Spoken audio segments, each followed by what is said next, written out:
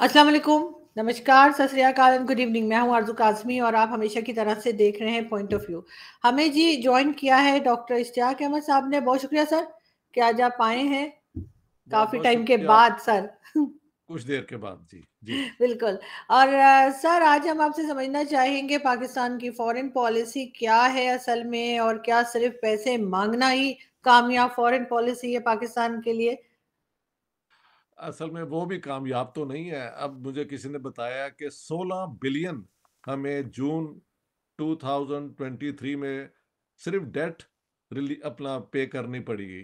तो वो भी कामयाब नहीं है। लेकिन let's go through Pakistan foreign policy, कहाँ पे इन्होंने मेरे ख्याल से मेजर गलतियां की हैं जी। और उसका खमियाजा हम उठाते रहे हैं। ठीक है। ठीक। देखें, अगर हम शुरू करें कि पाकिस्तान वजूद में क्यों आया। पाकिस्तान वजूद इसमें इसलिए आया कि मुस्लिम लीग और उनके जो लीडर थे मोहम्मद अली जिन्ना, उन्होंने 1937 के बाद कहना शुरू कर दिया कि एक यूनाइटेड इंडिया में जो है मुसलमान, वो हमेशा के लिए नस्तो नाबूद उनका हो जाएगा। They will be obliterated. मैंने अपनी जनाली किताब में कोट किया है। And Islam will be एनहाइलेटेड।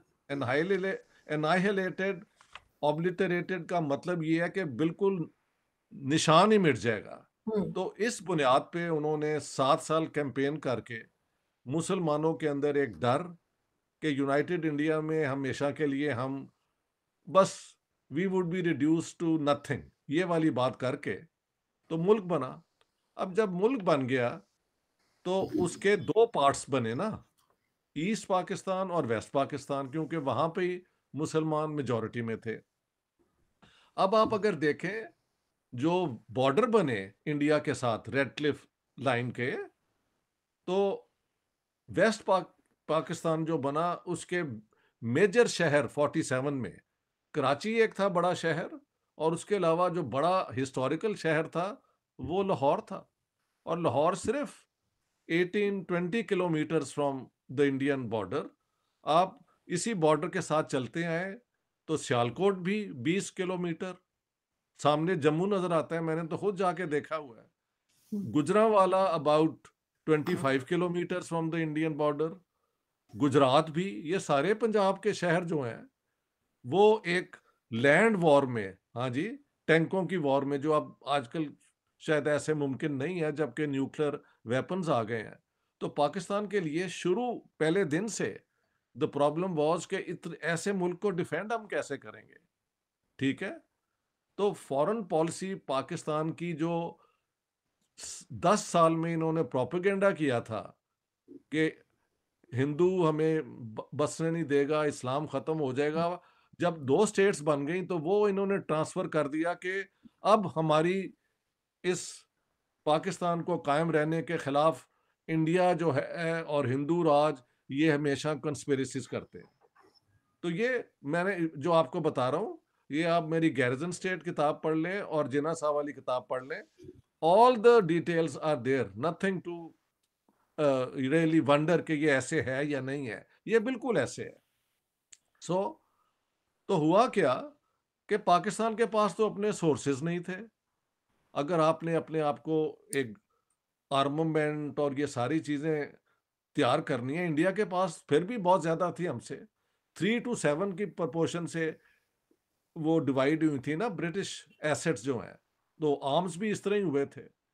तो इन्होंने फिर पाकिस्तान बनने से पहले कायदे आजम ने मिस्टर इस्फहानी जो थे, एक इंडस्ट्रियलिस्ट थे और इनके बड़े करीब थे, उन्हें भेजा वॉशिंगटन डीसी ये कहने को अमेरिकन को कि आप हमें वजूद में आने दें पाकिस्तान को, हम आपके लिए कम्युनिज्म को रोकने के लिए अपना वो फ्रंट लाइन स्टेट का रोल प्ले करेंगे। और मिडिल ईस्ट में जहाँ पे आपके ऑयल इंटरेस्ट हैं, क्योंकि हम मुसलमान हैं, तो वहाँ पे भी हमारी फौजें आपको सर्व करेंगी कि सोवियत यूनियन का इन्फ्लुएंस वहाँ ना बढ़े। तो ये दूसरी चीज़ हो गई। तो पाकिस्तान ने एक तो एंटी इंडिया, रियल और इमेजिन्ड दोनों चीज़ें कहनी चाहिए ना। रियल जी। होता है कि वाकई थ्रेट होती है, इमेजिन्ड हम्म। होता है कि यू कैन इमेजिन एनीथिंग।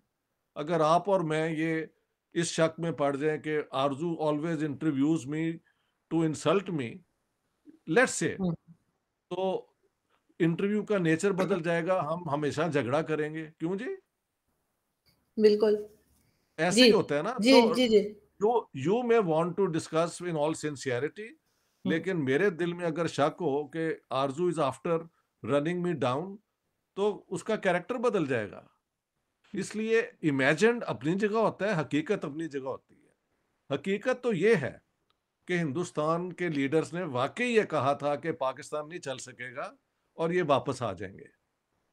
लेकिन ये तब की बात है जब ये पाकिस्तान बना था और सबको नजर आ रहा था ना इनके पास रिसोर्सेज हैं, और इनके दो दूर दूर जो बने हैं उनको ये कैसे मैनेज करेंगे। तो उनका वो कहना जो है, वो कोई उनकी पॉलिसी नहीं बना।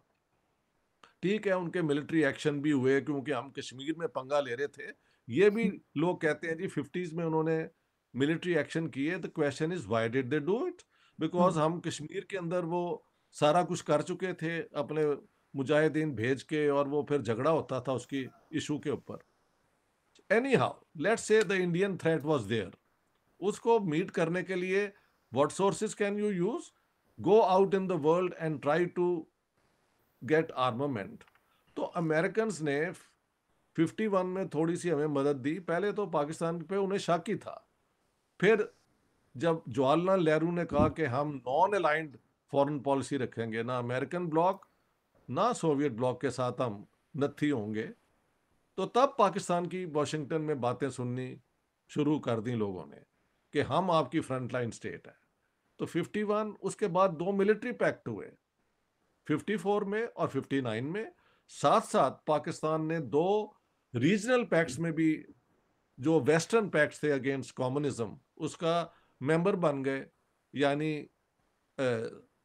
ये क्या कहते हैं, मिडल ईस्ट, वेस्ट एशिया के अंदर हम सेंटो के मेंबर बन गए। सेंट्रल, वो क्या है, सेंटो, सेंट्रल ट्रीटी ऑर्गेनाइजेशन कुछ ऐसे करके है, सेंट्रल एशियन ट्रीटी ऑर्गेनाइजेशन में हल इस किस्म का नाम है। और इधर हम साउथ ईस्ट एशिया की सीएटो में, साउथ ईस्ट एशिया के ट्रीटी ऑर्गेनाइजेशन में भी मेंबर भी बन गए अगेंस्ट कम्युनिज्म उस दौर में। तो हमें आर्मामेंट भी मिली। लेकिन अमेरिकन के मैंने फिर वो कोट किए, बाय 59 दे रियलाइज कि ये पाकिस्तानी बड़े चालाक हैं।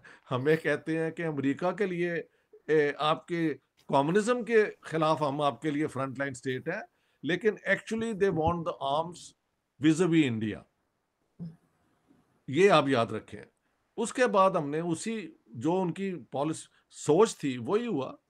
65 में हमने उनके आर्म्स, जो ट्रीटी में लिखा हुआ था, ट्रीटी एक होती है, उसके बाद एक होता है मेमोरेंडम, उसमें लिखा हुआ है कि these arms are not to be used in a war against India. वो हमने रन ऑफ कच्छ में 1965 में इस्तेमाल कर दिए। बाद में जब 65 की वॉर खुल के हुई, हमने वो क्या कहते हैं, कश्मीर में अपने मुजाहिदीन भेज दिए थे ना अगस्त में। जी। तो 6 सितंबर को फिर इंडियन फोर्सेस ने लाहौर क्रॉस किया, सियालकोट की तरफ आए। तो इधर जब हुई जंग तो हमने सारे अमेरिकन वेपन्स इस्तेमाल किए, जिसके बाद अमेरिकन हमसे नाराज हो गए। उसके बाद बिकॉज ऑफ जुल्फकार अली भुट्टो, ये उनकी एक वो तुरप चाल कहना चाहिए कि उन्होंने कहा कि अमेरिका से तो हम अब उम्मीद नहीं रखते, तो लेट्स गो टू चाइना, क्योंकि चाइना और इंडिया की जंग हो चुकी थी। तो सेकंड फेज में हम चाइना के साथ इंडिया के खिलाफ अपनी सिक्योरिटी को बढ़ाने के लिए, अपने फियर्स को बैलेंस करने के लिए हम चाइना की तरफ गए। उसके बाद 71 वॉर हुई जिसमें ईस्ट पाकिस्तान भी चला गया। तो हमारी पॉलिसी ये बनी कि देखें, हम कहते थे कि इंडियंस कभी पाकिस्तान को एक्सेप्ट नहीं करेंगे, ये इसका प्रूफ है। लेकिन वहाँ पे हमने ये नहीं बताया कि हमने अपने ईस्ट पाकिस्तानी ब्रेदरन को इतना मिसट्रीट किया कि आखिर हम्म, वो हमारे खिलाफ। और अगर इंडिया ने इंटरवीन किया, किया बिल्कुल किया, तो तब उस मौके पर किया जब नजर आता था कि East Pakistan doesn't want to be part of Pakistan. Hmm, उससे पहले 65 वॉर हुई थी, हम्म, और अगर इंडियंस चाहते, इधर भी वो लड़ रहे थे, they could just walk into east Pakistan. They did not. क्योंकि वो बेवकूफ नहीं है, चालाक जरूर होना चाहिए और वो हैं भी, लेकिन हम बेवकूफ बहुत हैं साथ साथ। तो खैर उसके बाद जो डॉक्ट्रिन बना वो ये था कि India is against us, Islamism पे जोर दो। जब हम इस्लामिज्म की तरफ आए तो उस जमाने में ईरान और सऊदी अरेबिया का झगड़ा चल रहा था। तो क्योंकि ये पाकिस्तान मेजॉरिटी सुन्नियों की है, इनकी ओरिएंटेशन सऊदी अरेबिया से हो गई। और फिर जो हमारी शिया मिनॉरिटी है और जो यहाँ पे सुन्नी है, उनके वो टेररिज्म भी हुई। Obviously the Shias are minority, they couldn't fight out the way ये जो बाकी सऊदी सपोर्टेड यूनिट्स थे। हाँ जी, जा वो क्या कहते हैं, लश्कर जंगवी और इस किस्म के बेतहाशा उधर से उन्होंने भी बनाई, लश्कर पता नहीं क्या मोहम्मदी और ये और वो, ये शियाओं ने भी बनाई, बट नो चांस, बिकॉज सुन्नी मेजॉरिटी मुल्क है ये। अच्छा, ये पीरियड में हमने अपना वहां से पैसे सऊदीया से लिए और फिर हम अफगान जिहाद में घुस गए, अमेरिकन पैसों के जरिए, सऊदी पैसों के जरिए हमने पैसों के लिए ये सारी जंगें की। तो अब आप देखें पाकिस्तान ने अपने आप को इन चीजों में इन्वॉल्व किया ओनली विद द होप कि हम इंडिया को काउंटर करने के लिए ये सारे मूव करें, पैसा भी आता रहे और आर्म्स भी आते रहे। समझ गए आप? जी। और फिर जब न्यूक्लियर वेपन्स दोनों के पास आ गए तो अब ये है कि पाकिस्तान आर्म्स रेस में इंडिया का तो साथ दे नहीं सकता। इकोनॉमी हमारी तबाह हो चुकी है, बिल्कुल तबाह है। मुझे रोज खबरें लाहौर से, इस्लामाबाद से, जितने भी मेरे दोस्त हैं बताते रहते हैं, we are in a very bad shape. और वो उधार लेने का जो रिवाज है वो कम नहीं हुआ, वो इतना बढ़ गया कि जून नेक्स्ट ईयर तक $16 बिलियन मेरे ख्याल we have to return, just जो डेट्स हैं। जी। तो अब आप देखें 47 से लेके और अब तक हमने एंटी इंडियन स्टांस की वजह से इस किस्म के फैसले किए हैं। तो अगर कोई मुझे पूछे कि अब पाकिस्तान को इन चीज़ों से आज़ाद करा के कौन सा तरीका आगे है, तो I would say negotiate with India and normalise relations with India. तो सर हमने मेरा तो तो वही किया ना। सर हमने तो वही किया, वो जैसे कहते हैं कि दीवार पे सर मारे तो दीवार को तो कुछ नहीं होता, अपना ही सर फूट जाता है। तो हमने कोई जो इसी किस्म का काम किया अपने साथ। बिल्कुल ऐसे किया है, क्योंकि आप देखें एयर मार्शल असगर खान की किताब आप पढ़ लें, मैंने उन्हें कोट जी। किया। उन्होंने कहा सारी जंगें इंडिया के खिलाफ हमने शुरू की हैं हम्म। और ये कोई डिनाई नहीं कर सकता। हम्म। तो आप जंगें भी उनसे करते हैं जिनसे आप कहते हैं हमको डर है। तो अगर डर है तो जंग तो नहीं ना आदमी शुरू करता, डिफेंसिव होता है। हमने जंगें शुरू की, लेकिन बच्चों को हम पढ़ाते हैं कि जी हम सो रहे थे तो 6 सितंबर को इंडियन फोर्सेस ने चालाकी से ये अच्छा, ये बात ये है कि बात तो सही है कि हम सो रहे थे, मैं अपनी छत पे सो रहा था लाहौर में और हमारे सारी आर्मी वाले पीटी कर रहे थे, इनको पता ही नहीं था कि इंडियन आ गए हैं। लेकिन उससे पहले इन्होंने कश्मीर में जो पंगा लिया था, तो वो मैंने मेजर जनरल अख्तर हुसैन मलिक, जो जिन्होंने ये वो ऑपरेशन जिब्राल्टर और ऑपरेशन वो क्या था, एक और भी उसका पोर्शन था यार, वो लिखते हैं कि जब ये भुट्टो साहब ने हमें कहा कि भाई हम कश्मीर में करेंगे तो इंडियंस कभी ये इंटरनेशनल बॉर्डर क्रॉस नहीं करेंगे, कश्मीर का तो डिस्प्यूटेड है। तो मैंने उसने कहा कि मैंने तब भी कहा था कि अगर दुश्मन के गले में आप छुरी मारेंगे तो वो आपके पेट में क्यों नहीं मारेगा। लेकिन वो फॉरेन मिनिस्टर हमारे और वो जो फॉरेन ऑफिस है अजीज अहमद, इन्होंने कहा जी इंडिया तो क्रॉस ही नहीं कर सकता पाकिस्तान का बॉर्डर, इसलिए ये सोए हुए थे हम लोग। मगर क्योंकि सर हमें, ये जी। मैं बात कर रहा हूं कि एज आर्मी स्ट्रेटजी इनके पास कोई सोच नहीं है। मैंने हमेशा कहा है कि हमारे लीडर्स, ये जो होते हैं अपना सिविलियन लीडर और हमारे मिलिट्री लीडरशिप, ये टेक्टिकल लेवल के वो हैं लीडर्स। टेक्टिकली ये इंडिया को कारगिल कर दिया, हाँ जी। और कारगिल के बाद समझ नहीं आ रही कि इंटरनेशनल कम्युनिटी को हम क्या बताएं कि हमारे दोनों प्राइम मिनिस्टर तो फैसला कर चुके हैं कि हम अमन में रहेंगे, तो हमने ये क्यों शुरू किया? हम्म, तो तब इन्हें मुसीबत पड़ गई दुनिया के अंदर, और फिर नवाज शरीफ को भेजा कि माफी हमारे, किसी तरीके से हमें बचा लो। Of course Musharraf doesn't accept it, but that's a hard fact.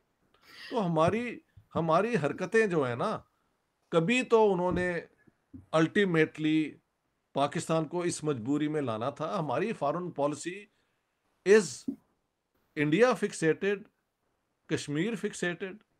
India के साथ ना आप जंग जीत सकते हैं, ना इकोनॉमिक कंपटीशन में आप उनका मुकाबला कर सकते हैं।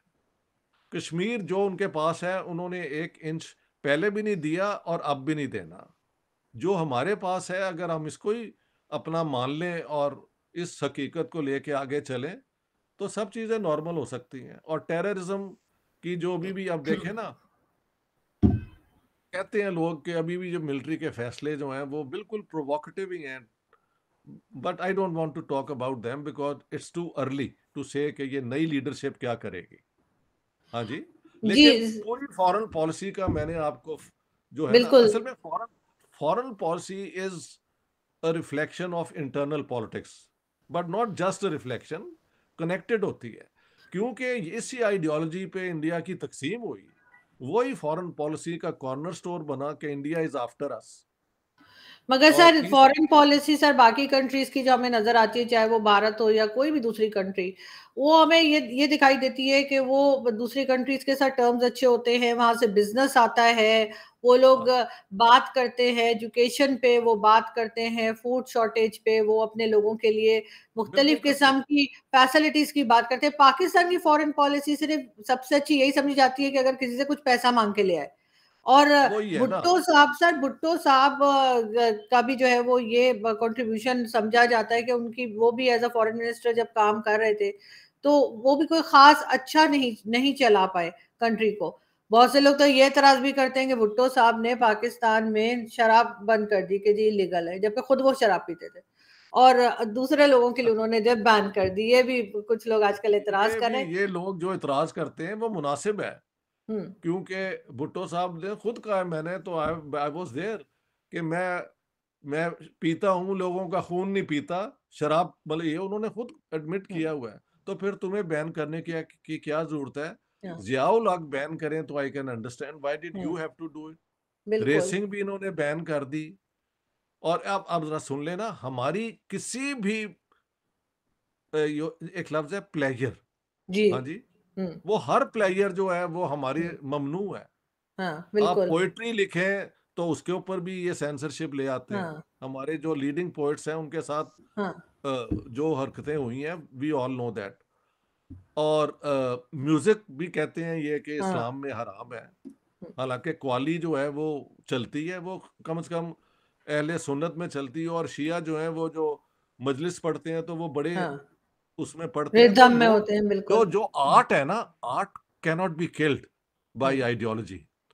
तो मजहब के तरीके से वो शियाओं ने अपना तरीका ढूंढ लिया है, तो सर इन्होंने तो सुन्नियों जो ने चीज़ भी इंसान को खुश कर सकती है, उसको हराम करार दे दिया है। वो सबको हराम करा दिया। तो मैंने एक महफिल में, मुझे याद है इस्लामाबाद में कह दिया था, मैंने कहा यार आप ये हमें बताएं कि कोई ऐसी भी चीज है प्लेयर वाली जो मैं एंजॉय करूं और मुझे कोई बैड कॉम्प्लेक्स ना हो। तो वहां पे एक इस्लामिस्ट बैठे हुए थे, उन्होंने कहा प्रोफेसर साहब आप क्या बात कर रहे हैं, आप 4 निकाह कर लें।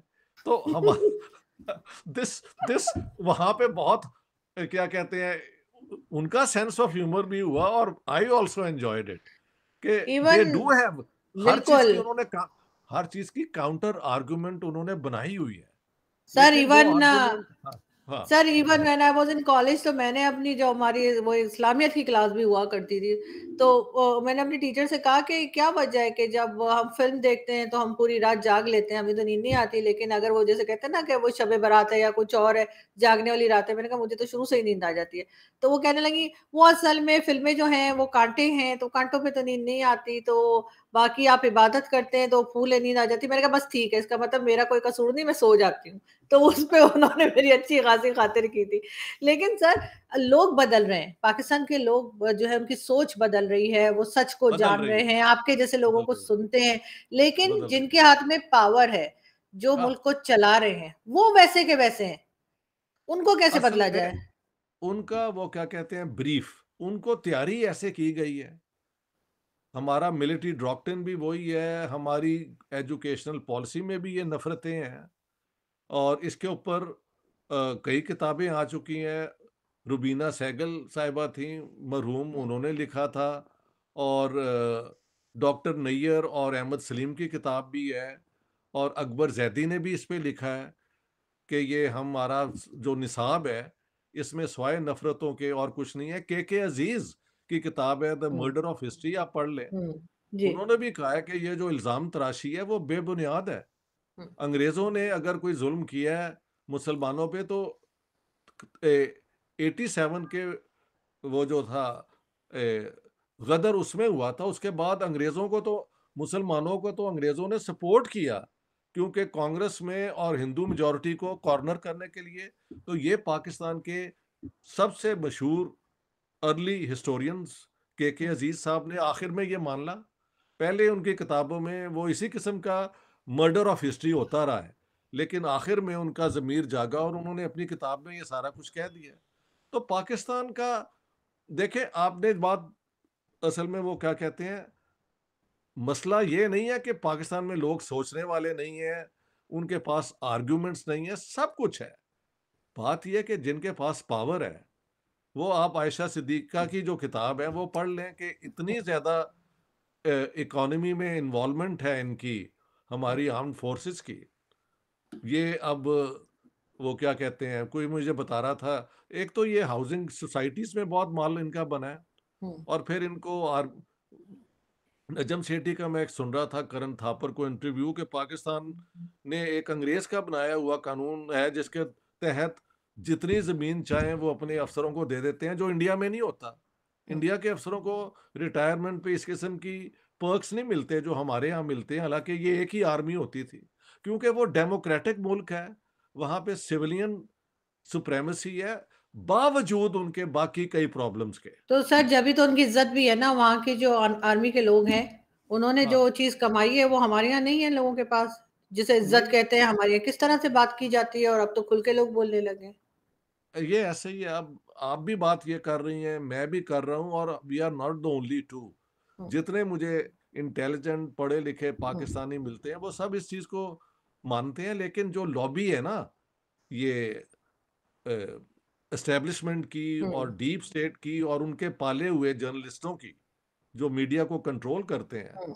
वो लोगों के जहन को मजरूह करते रहते हैं, और क्योंकि उनके सर, अंदर जी, जी क्योंकि सर बाकी नफरत। कंट्रीज में, सर ये वही नफरतें फैला रहे हैं, क्योंकि सर बाकी कंट्रीज में सवाल उठाने की इजाजत है, हमारे यहाँ कोई सवाल उठाता है तो उसी को उठा लिया जाता है, उसके बाद यही तो उसके साथ मसला है, क्या होता है वो नहीं यही पता। तो मसला है, यही तो मसला है। आप कभी देखें इंडिया के अंदर राइट और रॉन्ग इतना हम्म, लिखा जा रहा है, क्रिटिसाइजिंग जवाहरलाल नेहरू ने कि हम्म, चाइना की पॉलिसी गलत थी और ये पॉलिसी गलत थी, पीपल आर ब्रिंगिंग आउट। हालांकि जवाहरलाल नेहरू ने वाकई एक सेकुलर इंडिया की बुनियाद डाली, लेकिन he was a human being. कुछ चीजें उनकी बहुत, मैं समझता हूँ, बुनियादी तौर पे ठीक थी, कुछ गलतियां भी थी।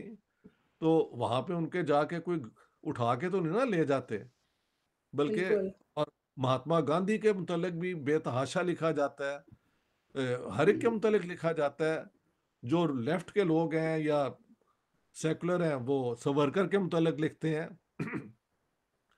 देखें, जमहूरियत इंडिया है, you can not deny that, और उन्होंने 10 गुना ज्यादा कॉम्प्लेक्स सोसाइटी को इंटीग्रेट करके चलाने का तरीका भी ढूंढ लिया है।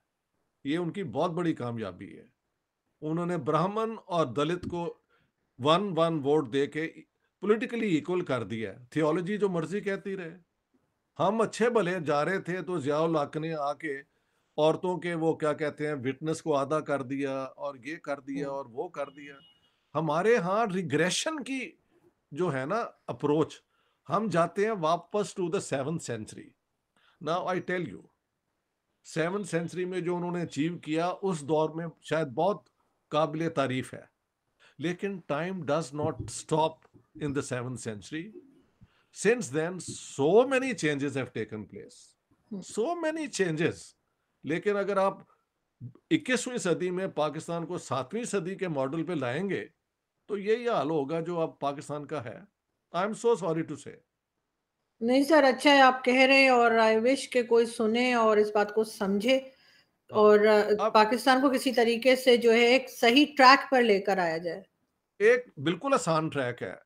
देखिए, अगर आप पाकिस्तान के फॉरेन ऑफिस पे जाएं और वहां पे objectives of the foreign policy जो है वो सब मुनासिब है कि हम अमन चाहते हैं, हम रीजनल पीस चाहते हैं, हम मुस्लिम ममालिक के साथ relationship, all these are understandable and reasonable. But the practice बिल्कुल उसके बरक्स है कि रीजनल पीस के बजाय आप रीजनल वॉर्स करते रहे हैं. आप हिंदुस्तान के साथ ये जो है ना एक डिस्ट्रक्टिव कंपटीशन में जो पड़ गए हैं, तो इंडिया को तो कुछ नुकसान हुआ ही होगा, लेकिन वो उसमें से निकल गए हैं. They don't care any more about Pakistan. है, बिल्कुल. हमारा सत्यानाश हो गया उसके अंदर. हम्म. तो अगर किसी ने अपने आप को करेक्ट करना है तो पाकिस्तान ने करना है. बिल्कुल, और हमने जो है दूसरों से सीखना है, बजाय इसके कि हम उनसे जलते रहे, जेलस होते रहे, उसके बजाय उनसे सीख कर आगे बढ़े. बहुत शुक्रिया सर कि आज आपने ज्वाइन बड़ी किया. थैंक मेहरबानी, बहुत बहुत थैंक यू सो शुक्रिया. Much. Thank you thank for you today. Sir.